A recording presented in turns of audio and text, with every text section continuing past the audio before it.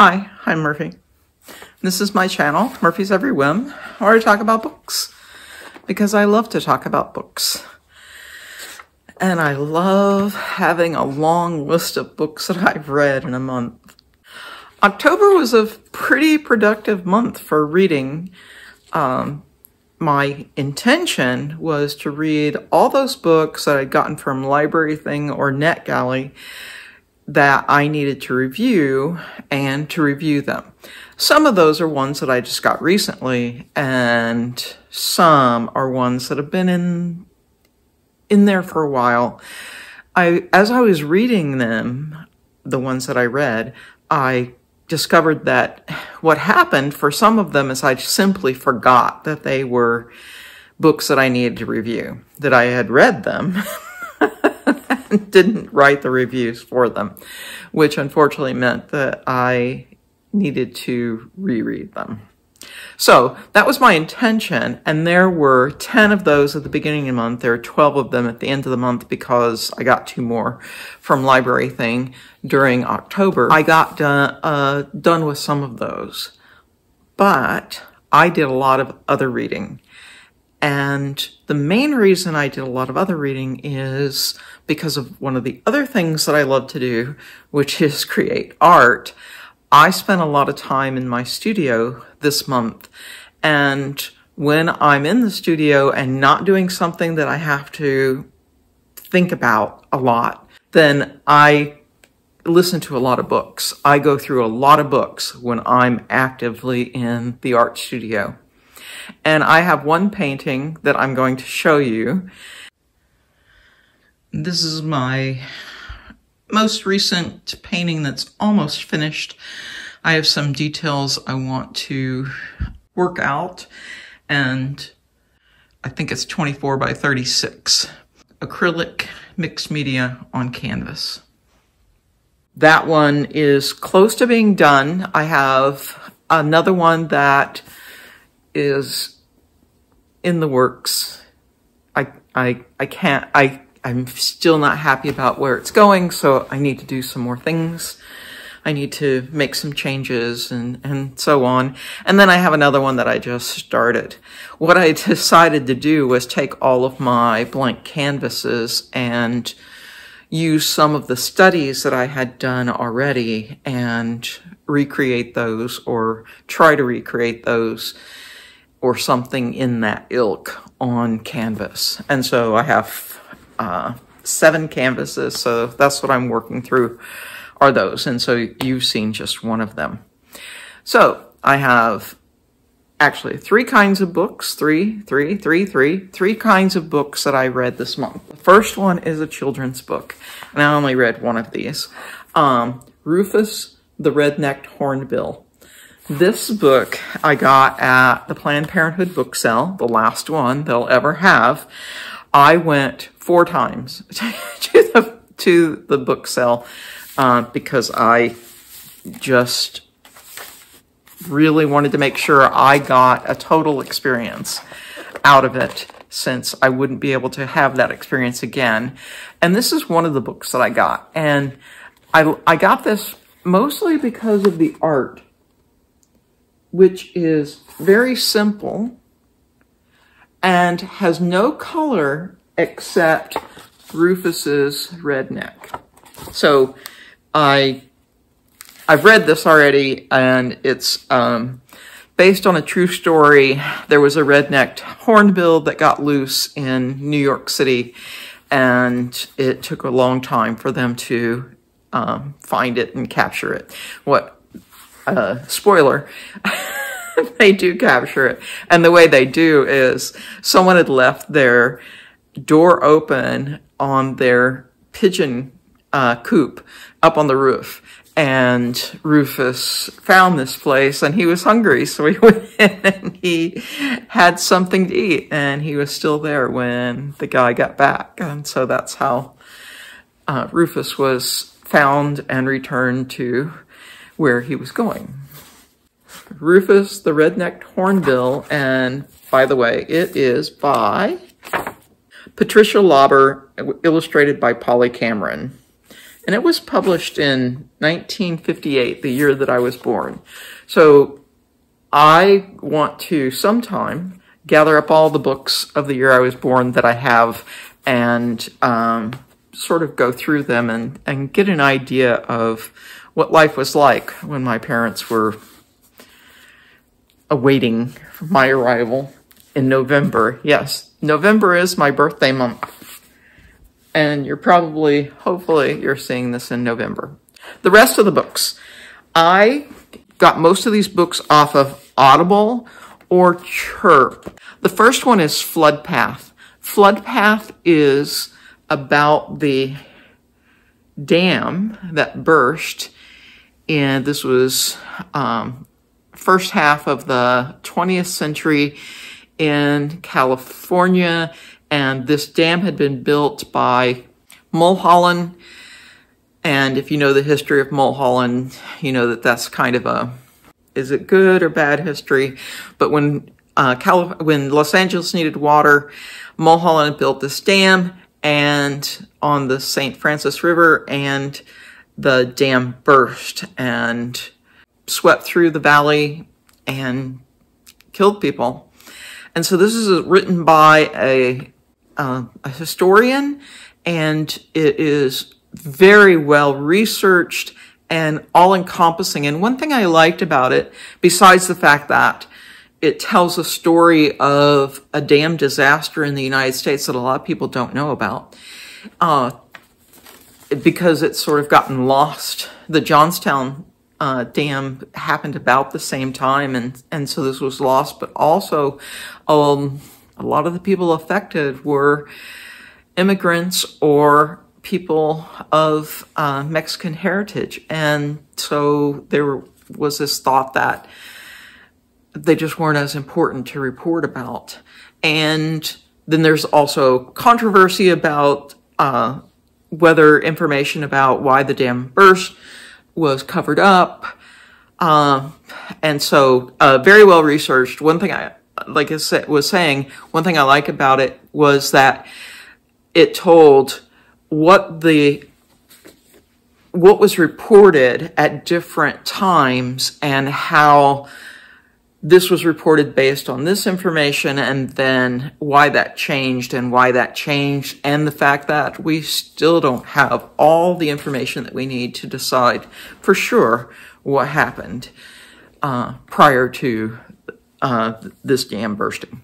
So that was Flood Path by John Wilkeman. Very good book. Long. It took me a long time to read it, but very good book. Left Behind by Tim LeHaye and Jerry B. Jenkins. And this is the first book of the Left Behind series. And I thought I should read it because it shows up in a lot of lists. It's something that I wanted to know how they were going to handle the rapture and the coming of the Antichrist. And it was decent. I felt it was a little misogynistic, that the women were not portrayed that well. It was definitely told from a man's perspective. At least I felt it was, because it wasn't told in a perspective that made sense to me. I also thought I already knew the whole story, and that's not just because it's based on a biblical prophecy, but also because I'm pretty sure back in the day, I watched at least part of the series, and I think I watched the part of the series that told me, you know, everything that I needed to know. And so all the way through it, I was saying, I know what's going to happen. Have I read this before? It was good, but it wasn't great. I don't need to read any more in the series. I've done my due. And by reading, I mean listening to it. Another Audible book. And then there were None by Agatha Christie. And yeah, another book that I knew the story. And I'm pretty sure I knew the story because I had seen the movie a long time ago. But also it's a pretty well-known story. I liked it a lot. I liked how the mystery was just delved out little bits at a time. I like that we actually get to find out the mystery in the end. I have a feeling that maybe in the movie we don't, but I haven't watched the movie again since then. I thought about it, and then I decided not to. I like Agatha Christie in general, but when I was in my teens, I read a lot of Agatha Christie, probably because they were around the house, probably because Mom had them, or maybe I got them at the library. And I haven't read very many of them since, and I should read some more. I like Poirot. I don't particularly like Miss Marple. So that was And Then There Were None by Agatha Christie. The next book was recommended to me by my sister, and it became a mantra practically every time we ever talked about books. She said, "Have you read A Boy and His Dog at the End of the World yet?" And I kept saying no. So I've now listened to it. She and I have talked about this on the phone. But this is A Boy and His Dog at the End of the World by C.A. Fletcher. And this is set in the British Isles, and it is a post-apocalyptic story. The mechanism for the apocalypse is inability for people to procreate. So only a small number of women could have babies, or maybe it was a small number of men that could create babies with a woman. I don't know. And there's some speculation in the book of how that came about. But this is long after the onset of that problem, and the population of the world is very small. So people don't see each other very often. There's these little enclaves of people. A Boy and His Dog at the End of the World is about this child of a family who had 2 dogs, and someone comes to the camp. They live on an island. Someone comes to the camp where they live on a boat and steals the dog.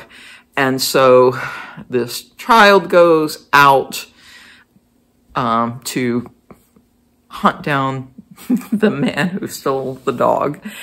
And in particular, the man stole a bitch. So a dog that might be able to procreate. And so it was important to get the dog back. And so this is a British Isle. This child, Grizz is what the child goes by. Grizz goes out and takes his boat off of the island and ends up on the mainland of what was Great Britain, and travels across Great Britain hunting up the man who stole the dog. And along the way, meets various dangers, has problems, etc. Some people that Grizz encounters are helpful, some are not, and it's a very good story. In a way, it's a road trip story, except Grizz is on foot. So anyway, it's a good book. I can see why my sister kept asking me over and over again whether I had read or not. So that's A Boy and His Dog at the End of the World by C.A. Fletcher. The next one I should probably give a trigger warning for. It has child abuse and sexual abuse mentioned in it. So keep that in mind. Tears of the Slienced, an Amish True Crime Memoir by Misty Griffin. And Misty Griffin grew up in actually a family that wasn't Amish, but wanted to be Amish. And they also wanted to hide away from the rest of the world. And Misty and her sister were abused by her parents growing up. Mostly, they were abused by being made to do work. And we're talking all the farm work, all the housework, everything like that. The two girls, even though they lived in the same house, they were kept apart during the day. They were told they couldn't speak to each other. They were physically abused when they didn't do things correctly. And this goes on for a long time. Oh, and they're not educated either. They do the minimum amount so that anyone checking to see if they were homeschooled would be satisfied. But when no one was checking, they weren't doing anything. But Misty knew how to read, and she surreptitiously borrowed books and would read as much as she could. So when she gets to be a teenager, she's actually sent to live, both of them are sent to live in an Amish community. And in that Amish community, they learn, they're not a member of the church yet, but they learn what they need to do to become members of the church. But they also discover some of the problems of that particular community, in particular, some of the sexual abuse that was going on. And so this is Misty's story of being raised in an abusive situation, physically abusive, psychologically abusive, and then moving into a situation that was some psychological abuse, but also sexual abuse. Her leaving that community and being a whistleblower. And it's a true story. It's a memoir. It was originally self-published, and then she caught the attention of a publisher who helped her edit it, and it's now a bestseller. That was Tears of the Slienced, an Amish True Crime Memoir by Misty Griffin. The next book I listened to is The Jungle Book by Rudyard Kipling. I had read maybe a third of The Jungle Book in the past, but then set it aside and didn't go back to it, and it just happened to show up on my list, and I thought I'd try it. And I thought the narration, well, actually it was a dramatization. There were many voices, which for me, as a person who, in fact, you might have been able to hear just then, I made feedback on my hearing aids. Someone who has a lot of hearing loss, sometimes having multiple voices in a narration of a book is problematic, but this was good. The voices were well mixed in that they were all about the same volume. There were a lot of deep voices, which also helps me in particular. I know that wouldn't help people whose hearing involves losing the low frequencies and can only hear the high frequencies. I'm a high frequency loss, low frequency clear hearing person, and I really enjoyed it. Of course, I think I'd seen the Jungle Book movie when it came out, ages ago, and could remember a little bit, but it seems that musical didn't really tell all the stories, and so there were a lot of really good stories in this. I love Rudyard Kipling's storytelling. I know he can be problematic, but I still believe that we need to read things as they were written and then place them in the context of what is right for now. But that doesn't mean that what was written then is invalid. So that was The Jungle Book by Rudyard Kipling. And then the last book that I listened to was from Chirp. It was the early stories of Philip K. Dick. I have not really read that much of Philip K. Dick, but I want to. And I actually am thinking about that for January of 2024. My project for the month will be reading as many of the stories of Philip K. Dick as I can. I've already done a search to see what I can get from my library through Libby, what I can get from the different book places that I use. There are some that are in the public domain, but I think all of those I can get through the library and some way or another. I feel bad about using some of the public domain books, especially for Philip K. Dick, because there's controversy over what happened to the copyrights and whether some of the copyrights should have been kept. The stories were good. Of course, it's a mixed bag. Anytime you're listening to a set of short stories, there's going to be good and not so good. I would say some of the best ones, one of the ones that I think is not that well liked is The Hanging Man. And in this story, some supernatural or alien takeover has happened. And those people who had been in their basements or locked away and, somewhere and weren't around for the indoctrination came out, and the people, things, whatever that had taken over had to have some way to identify those who hadn't been indoctrinated. And so I thought that was a really powerful story. Frightening. Another good one I liked, The Defenders. There are the East and the West, Russia and the United States, for the most part, are at war. They've devastated the world with nuclear bombs, which are called A-bombs all the time, which gives you an idea of when these were written.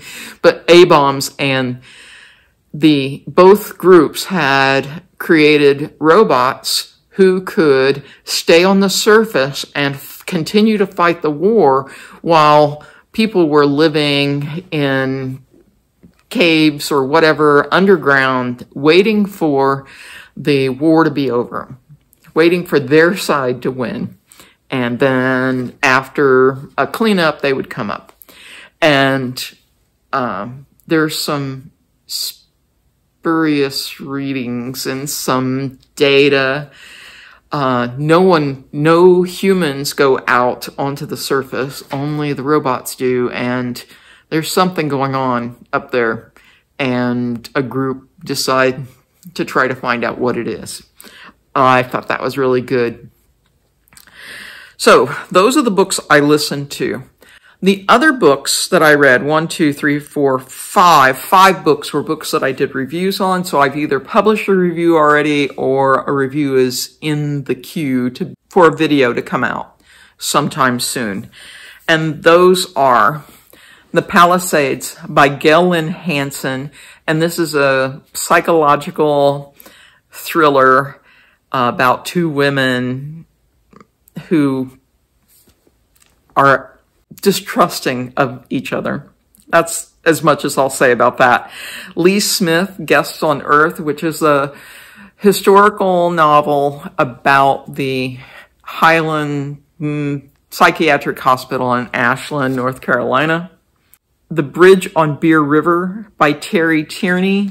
This is a book set in the 1980s, in the Reagan era, and the main character is an ex-Marine, and he's living in the Rust Belt, and so jobs are hard to come by. He lives in a small town with small town politics and small town romances, and he's trying to get out of blue-collar jobs and go into computing, which is an up-and-coming profession at the time. And this book really connected with me because I lived in a depressed area, trying to get into computing. I drank at the local bars. I was involved in those small town romances and small town politics. So it really meant a lot to me. And I thought it was a good book. Quantum Reaction by Mark Wayne. This is a near future mystery. There's some sci-fi tech that's being discussed, but mostly it's just a mystery. And the thing that drew me to it is that the main characters are a woman who has demons from the past. So she has difficulties dealing with society, and then a blind man. So these are the two people who are trying to solve the mystery. And then finally, Burn Marks by John Sturgeon. And Burn Marks is a police procedural set in what's supposed to be a fictitious town, Milton, Illinois, but there's actually a Milton, Illinois somewhere else in the state. But this fictitious Milton, Illinois is right across the river from Dubuque, Iowa. And yes, I'm from Iowa, and so the location connected with me, and there are two mysteries going on. There's a kidnapping and some murders, and this small town police force is trying to solve these mysteries. So, so far it's good. I actually haven't quite finished it yet, but I'm putting it on the list anyway because I'm so close to being done. These are the July reads, which ended up being 12 books. 2, 3, 4, 5, 6, 7, 8, 9, 10, 11, 12, which ended up being 13 books, which is a lot. And these were, except for Rufus, the red-necked hornbill, these were full-size books. So when I'm in my studio, I can get a lot of listening done, and that's part of what made this do. And then the other is that I was really trying to get these books done that I needed to review. So that's it for my October wrap up, whatever you want to call. November is a whole new month, and I'm off. The reason I'm in a different part of the room is that over on this side and that side where I would usually be, I am packing for my 3-week trip with my sister. We're on the phone every day talking about what we need to bring. She's flying, I'm driving, and so I can bring more things than she can, but she turns 60, I turn 65. It's our birthday bash. I have a reading plan for that. There's already a video out about that. All right, that's all I have for this video. I hope to see you again sometime. Take care.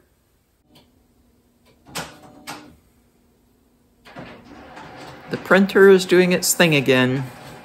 You know, this happens every time. I print something off before I come to record, and then while I'm recording, the printer does its cleanup and I'm shutting down. You turned me on for one piece of paper. I'm shutting down now. And no, it's not wine. I don't drink. I can't drink. It's Coke Zero in a kind of a wine glass that I got for free from my college. If you go around my house, you'll see the college emblem everywhere. It's here. You can see it right here on this blanket. It's on the other blanket. There are things hanging in the window. My college emblem everywhere. All right, back to the books. We're on the phone every day talking about